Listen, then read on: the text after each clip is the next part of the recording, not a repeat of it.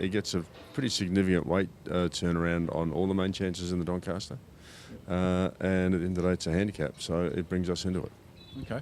How's he gone since the last run?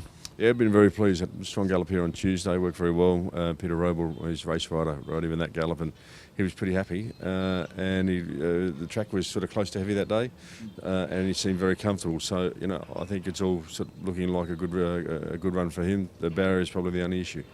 And there's two horses in the race, Lamaserie and Ethiopia. Both trainers have come out and said not 100% guaranteed to start. That would mean one of them being scratched. Would Strike the Stars get a start? Would you consider going that'd be the option for him? Oh, absolutely. I mean, he's a much better chance than that, I think, than he is in the JRA plate the other race is in. And that race is drawn off the track. There's no likely, although the speed won't be the same.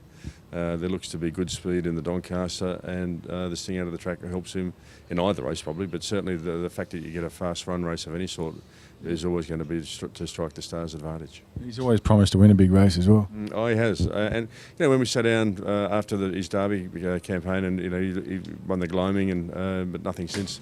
He's looked a bit unlucky, but in any event, the plan was to try and get a run in the Emirates. We just missed out there. Was to get a run and go to the Doncaster, keep him to a mile for this time through.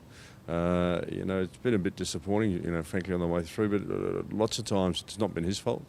His finishing sectionals on Galaxy Day were better than the Galaxy winners. He ran a 10th fast his final 200, and when you look at it, you go, how the hell is that? But anyway, it's the race speeds, early speeds have caught him out. And in the Doncaster, I don't think that'll happen. Okay. Emeritus in the opening event? He's been in the best form of his life, going really well, continues to work well and look very well here. Regardless of the track conditions, he'll handle it. He's looking for the mile and a half, he'll go very well. Okay, and DVD? Paid full penalty for her wide gate. We basically had to go back. Sort of came up the inside, which is the worst part of the track at Rosehill on that day, but finished off quite strongly. Drawn awkwardly again, but from the start here, the 1600 it matters less. And she should be in a competitive position from the get-go and run very well. Okay.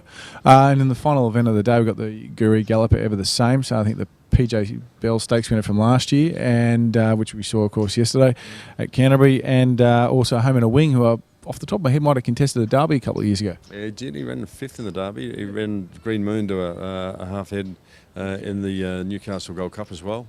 So he's a pretty talented horse. Went to the paddock for a freshen up, and that was 18 months ago. He hurt himself in the paddock, and then got him right, and then he hurt himself again, and had a couple of operations, God knows what. So paddock's a dangerous place sometimes. But nice horse, he's back, and he's in really good form. I'm very happy with him. Ever the Same, she won't run here. She'll go to Brisbane. Both she and Arctic Flight will run in a mares race in Brisbane on Saturday, and I expect them both to run well and be in the placings. Okay, is there a best on Saturday for the racenet punters? I'd say, in terms of having a punt, I'd say Emeritus. Thanks, Anthony. Good luck. Good on you. Thanks.